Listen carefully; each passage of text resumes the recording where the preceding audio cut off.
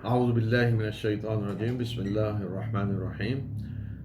اس سے پہلے موضوع میں نے گفتگو کی کہ فرشتوں پر ایمان، یعنی اس امتحان میں جو دنیا میں ہم دے رہے ہیں، تو اس کا ایک سوال یہ بھی ہے کہ فرشتے کیا ہیں، وہ کیا کر رہے ہیں، کیا ڈیوٹیز انجام دے رہے ہیں، کیا کردار ہے ان کا، انسانوں کے ساتھ ان کا کیا تعلق ہے، کیا کر رہے ہیں، تو ان پر ایمان۔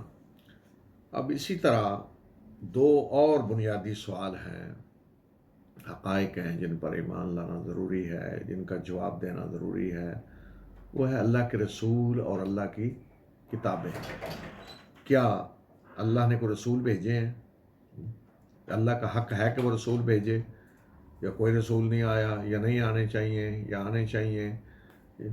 اسی طرح اللہ کا حق ہے کہ وہ کتاب نازل کرے، رہنمائی کرے، اور اگر اس نے کی ہے تو وہ کون سی ہے، ان پر ایمان لانا، یقین کرنا۔ تو یہ سوال ہیں جن کا جواب ضروری ہے۔ یہ بھی اسی طرح کے بنیادی سوال ہیں کہ اگر اس میں کوئی فیل ہو گیا تو وہ بھی مکمل فیل ہے، وہ پاس ہو ہی نہیں سکتا، پھر وہ امتحان دے ہی نہیں سکتا، وہ پاس نہیں ہو سکتا، وہ فیل ہے ان دونوں سوالوں میں، اللہ کے رسول اور اللہ کی کتابیں۔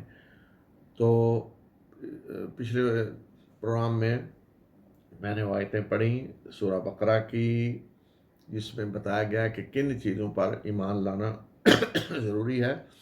تو ان میں اللہ کے فرشتوں کے ساتھ اللہ کی کتابیں اور اللہ کے رسول۔ اللہ کا حق ہے کہ وہ رہنمائی کرے، اس نے انسان کو پیدا کیا، وہ رب ہے، اس نے امتحان کے لیے بھیجا ہے، تو وہ ضرور رہنمائی کرے گا، یہ اس کا حق ہے۔ یہ کیسے ہو سکتا ہے کہ کوئی امتحان کے لے رہا ہو اور امتحان کا کوئی سلیبس ہی نہ دے، بتائے نہ کہ امتحان کیا ہے، کیسے ہونا ہے، کیا سوال ہیں، کیا جواب ہیں؟ تو یہ تو نہیں ہو سکتا۔ تو یہ کون امتحان لے رہا ہے؟ اللہ، جو کائنات کا رب ہے، بادشاہ ہے، اور وہی سلیبس بھی دے گا امتحان کا کہ کیسے امتحان ہوگا، اسی کا حق ہے۔ اس لیے اللہ تعالیٰ نے اول روز سے انسان کو جب اس امتحان میں بھیجا، آدم اور حوا، چھوٹے ٹیسٹ کے بعد جب انہیں عملی زندگی میں بھیجا تو بتا دیا، فَإِمَّا يَأْتِيَنَّكُم مِّنِّي هُدًى فَمَن تَبِعَ هُدَايَ فَلَا خَوْفٌ عَلَيْهِمْ وَلَا هُمْ يَحْزَنُونَ، کہ میری طرف سے تمہارے پاس رہنمائی آئے گی، تو جس نے میری رہنمائی کی پیروی کی، اس کے مطابق چلا، تو ایسے لوگوں کو کوئی خوف اور غم نہیں ہوگا، یعنی وہ پاس ہو جائیں گے، کوئی فکر کی ضرورت نہیں انہیں۔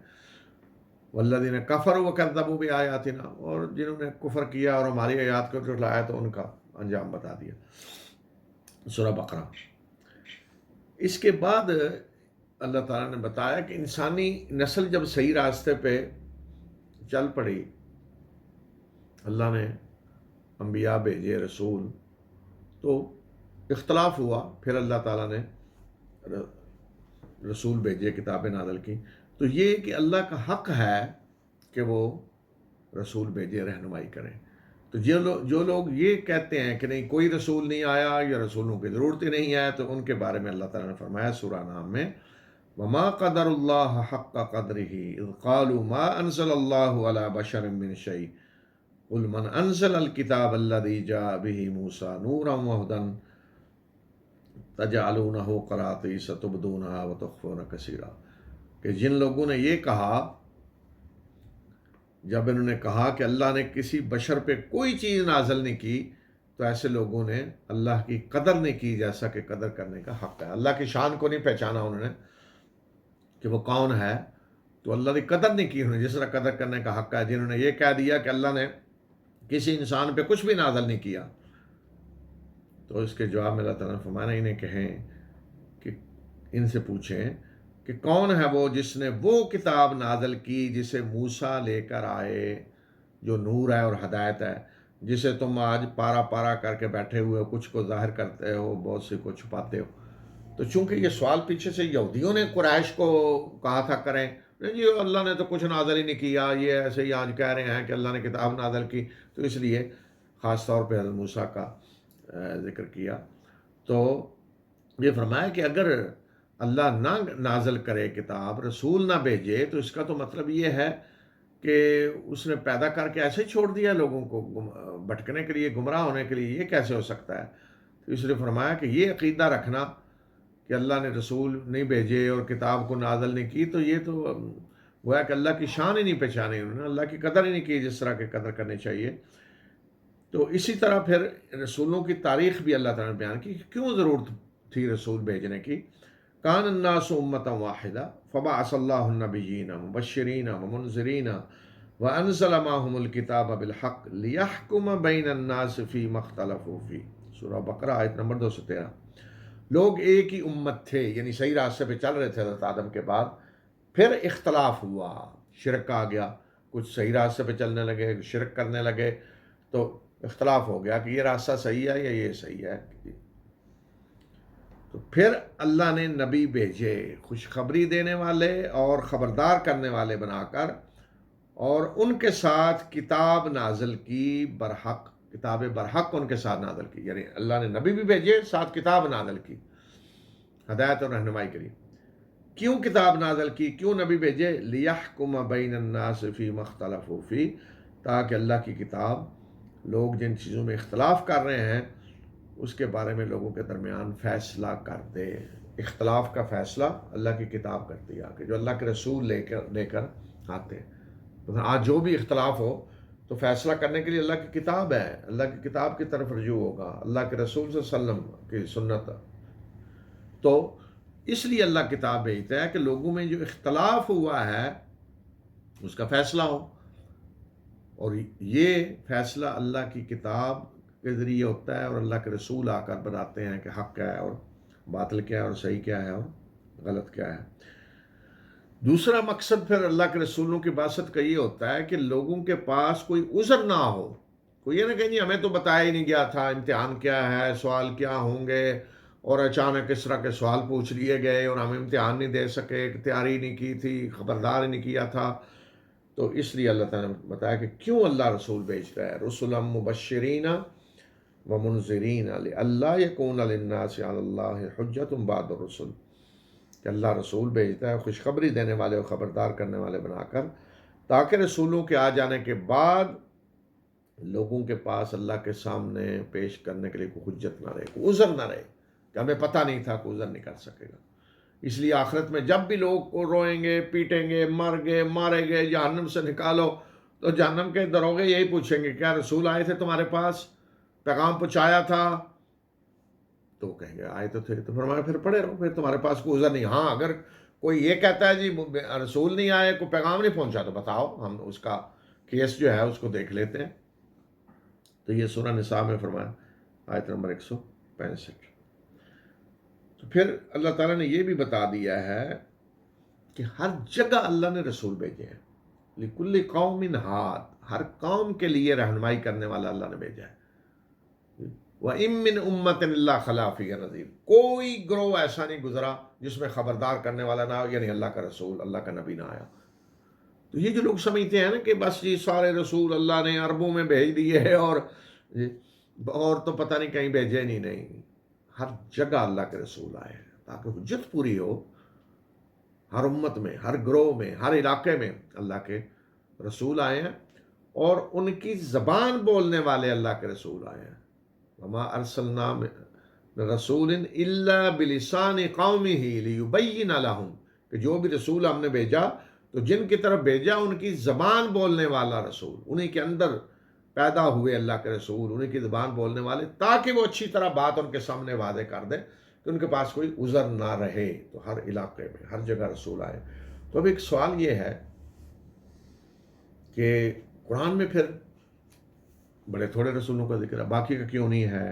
تو یہ اللہ تعالیٰ نے بتایا، وَرُسُلًا قَدْ قَصَصْنَاهُمْ عَلَيْكَ مِن قَبْلُ وَرُسُلًا لَمْ نَقْصُصْهُمْ عَلَيْكَ، کہ بہت سارے رسول ہیں کہ جن کا ذکر ہم نے آپ کے سامنے کیا، نبی صلی اللہ علیہ وسلم کو کہا جا رہا ہے، اور بہت سارے ہیں جن کا نہیں کیا۔ سوال یہ ہے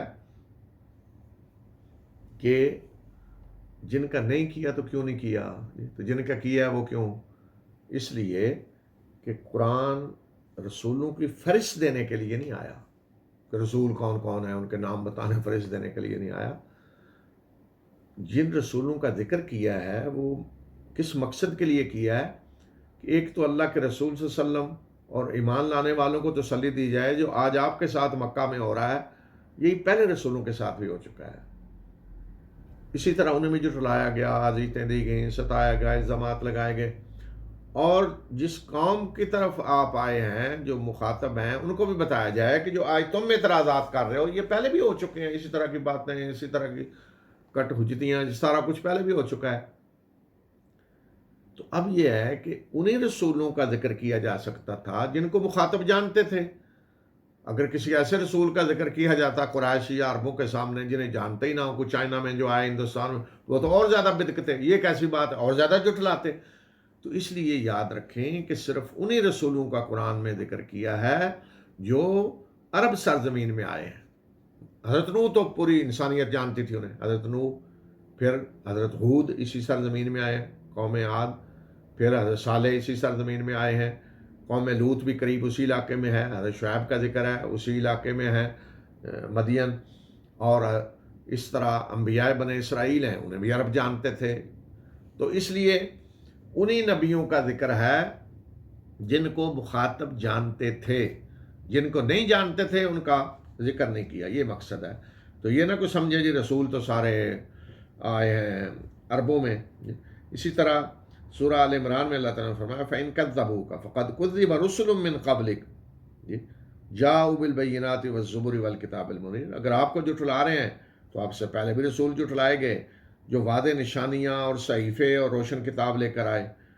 تو یہ مقصد ہے کہ تسلی دی جائے کہ آپ کو آج جھٹلایا جا رہا ہے تو اس سے پہلے بھی رسولوں کو جھٹلایا گیا، اس مقصد کے لیے اللہ نے رسولوں کا ذکر کیا۔ اور سورہ بقرہ میں فرمایا، جہاں ذکر ہے کہ آمن الرسول بما انزل الیہ من ربہ والمؤمنون، رسول اور مومن ایمان لائے اس پہ جو ان کی طرف، ان کے رب کی طرف سے نازل کیا گیا۔ کل آمن باللہ وملائکتہ وکتبہ ورسلہ، کہ ہر کوئی ایمان لایا ہے اللہ پہ اور اس کی کتابوں اور رسولوں پہ۔ تو فرمایا کہ یہ کیا کہتے ہیں مومن، لا نفرق بین احد من رسلہ، کہ ہم اللہ کے رسولوں کے درمیان کوئی تفریق نہیں کرتے۔ تفریق کیا ہے؟ کوئی کہتا ہے جی اس کو ہم مانیں گے اس کو نہیں مانیں گے، یہ نہیں ہو سکتا۔ تمام رسولوں پر ایمان لانا ضروری ہے۔ اس لیے کہ جس نے ایک رسول کا بھی انکار کر دیا تو سوال یہ کیوں انکار کیا ہے؟ یا تو یہ کوئی کہتا ہے جی رسول ہونے ہی نہیں چاہیے، اللہ نے بھیجا ہی نہیں کوئی رسول، تو وہ بھی کافر۔ تو اگر کوئی مان رہا ہے جی اللہ نے رسول تو بھیجے ہیں، ٹھیک ہے، حق ہے اللہ کا رسول بھیجے، لیکن میں اس رسول کو نہیں مانوں گا، بھائی اس کو کیوں نہیں مانیں گے؟ کہ آپ کی مرضی ہے، آپ سے اللہ پوچھ کے رسول بھیجے؟ تو اس لیے کسی ایک رسول کا بھی انکار سب کا انکار ہے، تو یہ تفریق نہیں ہو سکتی۔ لا نفرق بین احد من رسلہ، کہ رسولوں کے درمیان ہم کو تفریق نہیں کریں گے، سب پہ ایمان لانا ضروری۔ تو یہ جو ہے نا کہ درمیانی راستہ نہیں، یہ نہیں ہو سکتا۔ سورہ نساء میں اللہ تعالیٰ نے فرمایا ان الذین یکفرون باللہ ورسلہ ویریدون ان یفرقوا بین اللہ ورسلہ ویقولون نؤمن ببعض ونکفر ببعض ویریدون ان یتخذوا بین ذلک سبیلا اولئک هم الکافرون حقا۔ اللہ تعالیٰ نے فرمایا کہ جو لوگ کفر کر رہے ہیں اللہ اور اس کے رسولوں کے ساتھ اور کہتے ہیں کہ وہ چاہتے ہیں کہ تفریق کریں اللہ اور اللہ کے رسولوں کے ساتھ، جی اللہ سے تو ہمارا تعلق ٹھیک ہے، اللہ کے رسولوں کو نہیں مانیں گے، یہ نہیں ہو سکتا۔ اللہ سے تعلق اللہ کے رسولوں ہی کے ذریعے ہو سکتا ہے، اللہ کا پیغام اللہ کے رسولوں ہی کے ذریعے آئے گا، اور کوئی ذریعہ نہیں ہے۔ اللہ ایک ایک کو نہیں کوئی پیغام بھیجے کتاب، جس طرح بعض لوگ ہمارے پاس اللہ کیوں نہیں پیغام بھیجتا، نہیں، اللہ کی یہ سنت نہیں، یہ طریقہ نہیں ہے۔ اللہ چنے گا اپنا پیغام دینے کے لیے اپنے بندوں میں سے رسول، ان کی طرف اللہ کا پیغام آئے گا، وہ اللہ کا پیغام پہنچائیں گے۔ تو اگر کوئی کہتا ہے جی رسولوں کو چھوڑ کر ہم اللہ سے تعلق قائم کر سکتے ہیں، نہیں، تفریق، یریدون ان یفرقوا بین اللہ ورسلہ، کہ ہم اللہ کا تو مانتے ہیں اللہ کے رسولوں کو نہیں مانیں گے، نہیں، یا اللہ کے رسولوں کو بھی مانتے ہیں فلاں رسول کو نہیں مانیں گے، یہ نہیں ہو سکتا۔ تو یریدون ان یفرقوا بین اللہ ورسلہ وَيَقُولُونَ نُؤْمِنُ بِبَعْضٍ وَنَكْفُرُ بِبَعْضٍ، اور وہ کہتے ہیں کہ کچھ کو ہم مانیں گے کچھ کو نہیں مانیں گے۔ اور وہ چاہتے ہیں کہ اس کے درمیان راستہ بنا لیں، کچھ کو مانیں کچھ کو نہ مانیں، جس کی مرضی مان لیں، جو مرضی نہ مانے، یہ نہیں ہو سکتا۔ فرمایا یہ پکے کافر ہیں جو یہ ایمان رکھتے ہیں نا، کچھ کو مانیں گے کچھ کو نہیں مانیں گے، پکے کافر ہیں۔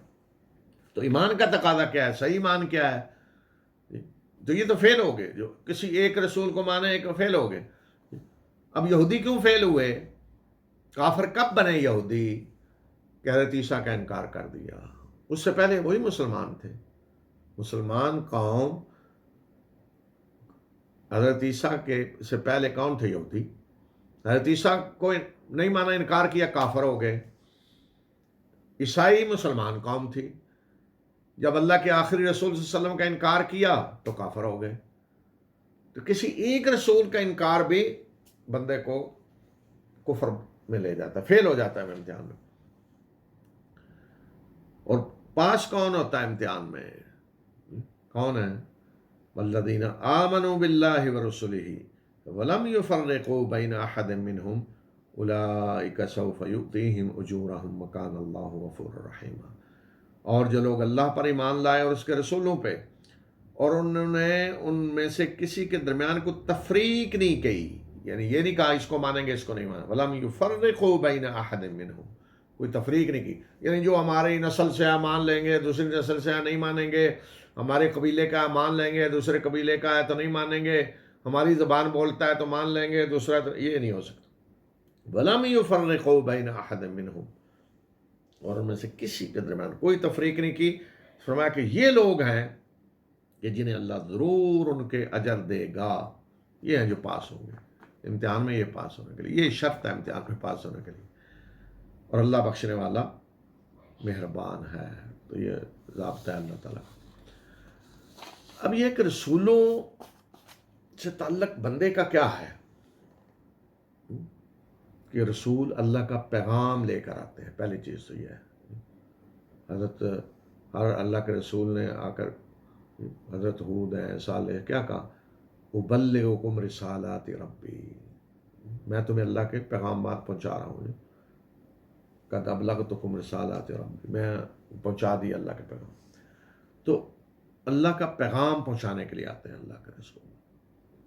اللہ کا پیغام انہی کے ذریعے ملے گا، کوئی اور ذریعہ نہیں ہے۔ کوئی اٹھ کے کہے جی اللہ نے مجھے خواب میں اللہ نے یہ دکھا دیا، ٹھیک ہے خواب ہوتے ہیں، لیکن یہ نہیں کہ وہ پیغام اللہ کا آ گیا جس کے ذریعے آپ نے اس پہ چلنا ہے، عمل کرنا، نہیں۔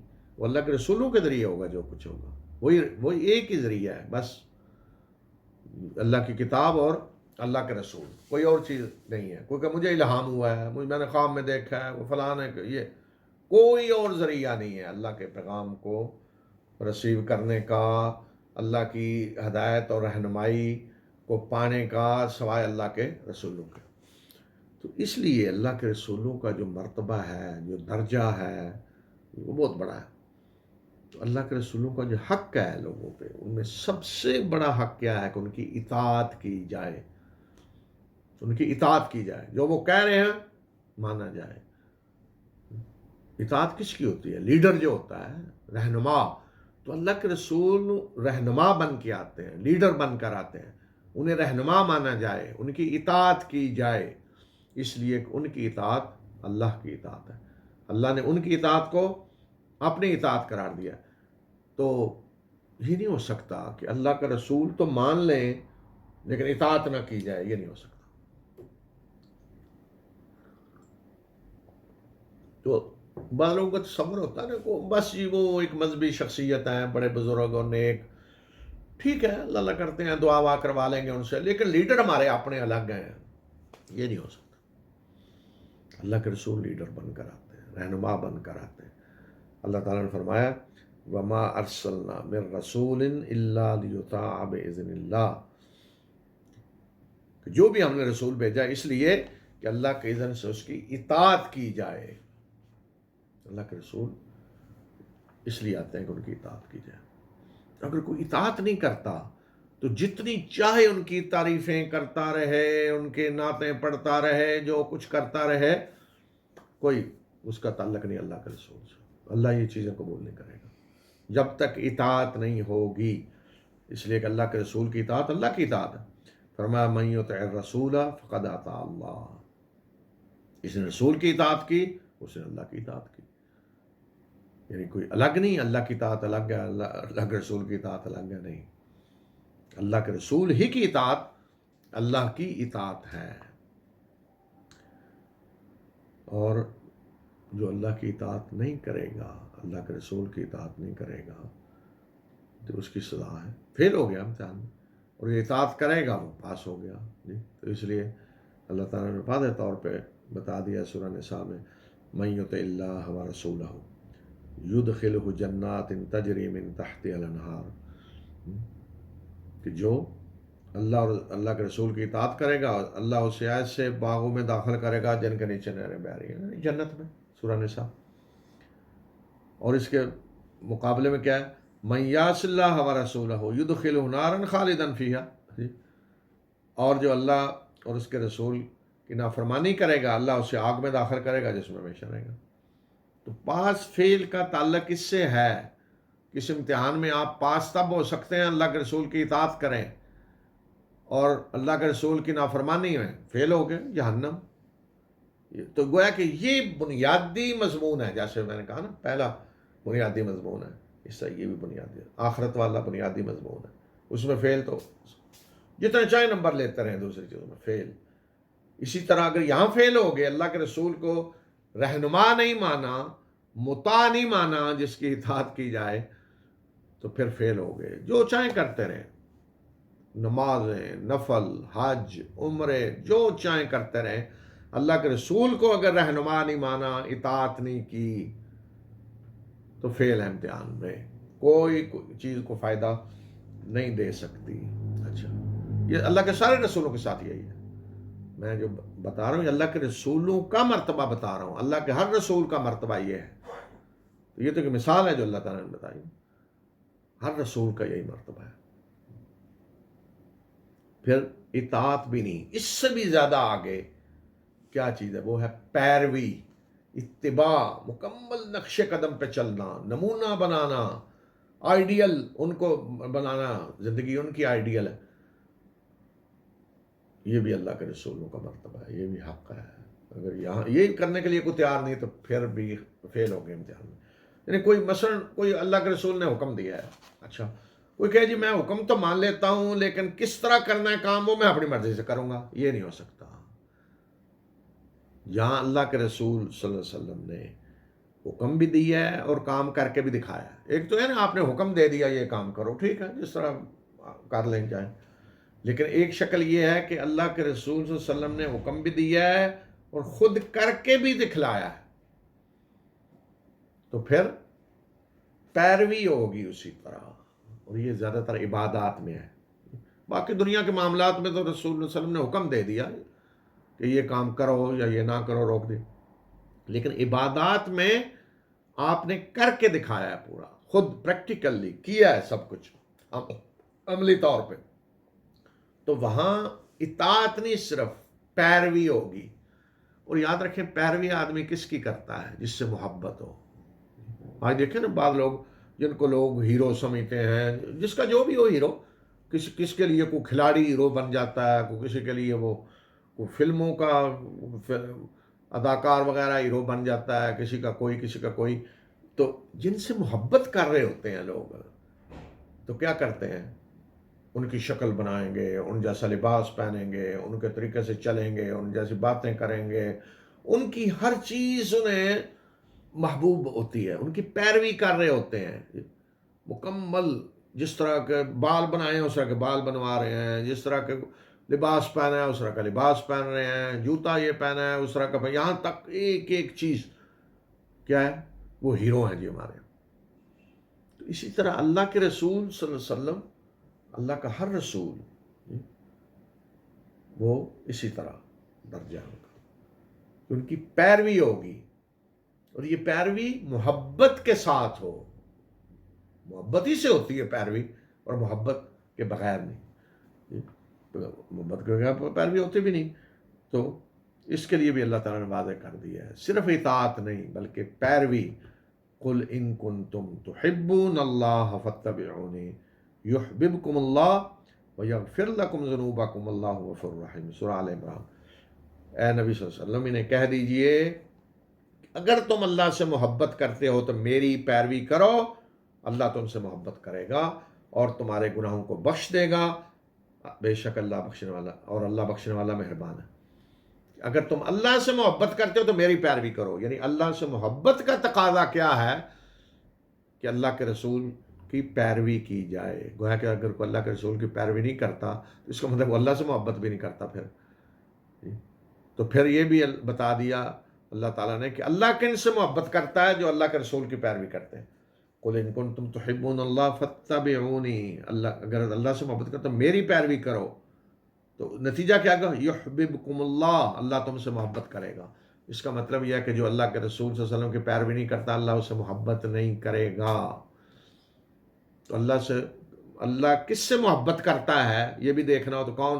جو اللہ کے رسول صلی اللہ علیہ وسلم کی پیروی کر رہا ہے، اطاعت سے بھی زیادہ آگے پیروی۔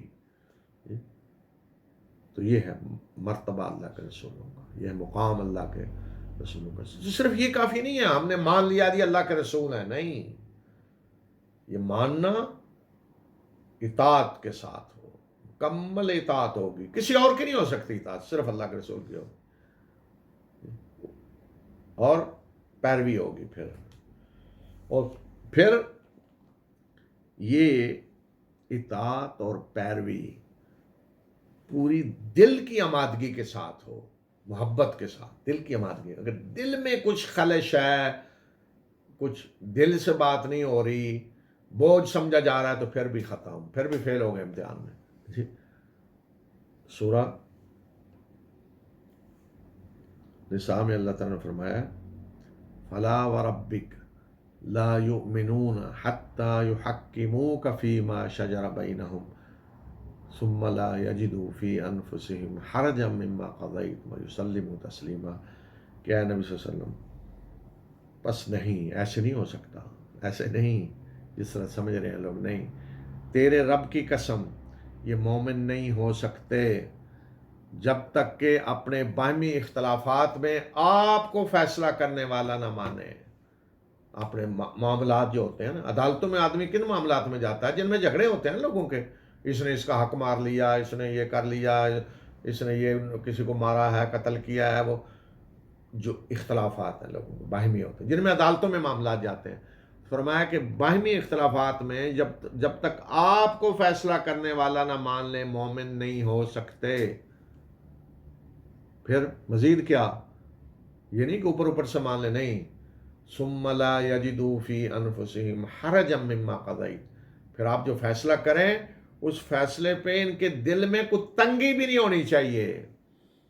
آج تو کہتے ہیں نا لوگ جی عدالتوں کے فیصلے جب ہو جائیں تو تنقید ہو سکتی ہے، یہاں تو ہے نا ظاہری تنقید بھی نہیں، کہ ظاہری تنقید تو کیا، اللہ کے رسول صلی اللہ علیہ وسلم کے فیصلے پہ دل میں بھی اگر تنگی محسوس کی، دل میں بھی محسوس کیا کہ یہ فیصلہ تو ٹھیک نہیں، یہ تو یہ ہے، دل میں بھی، تو ختم، ایمان ختم، فیل ہو گئے۔ یہ اللہ کے رسولوں کا درجہ اور مرتبہ، یہ مرتبہ اللہ کے رسول صلی اللہ علیہ وسلم کا، کہ ظاہری طور پہ نہیں صرف ہوگا، عام دنیا کے عدالتوں کا تو یہ ظاہری حکم مان لیں، دل سے تو نہیں، کوئی آپ دل سے تسلیم کیا ہے، یعنی ظاہری مانا جا سکتا ہے نا، لیکن اللہ کے رسول صلی اللہ علیہ وسلم کا فیصلہ ظاہری نہیں، دل سے جب تک تسلیم نہ کریں تو مومن نہیں ہو سکتے۔ یہ ہے مقام اللہ کے رسولوں کا۔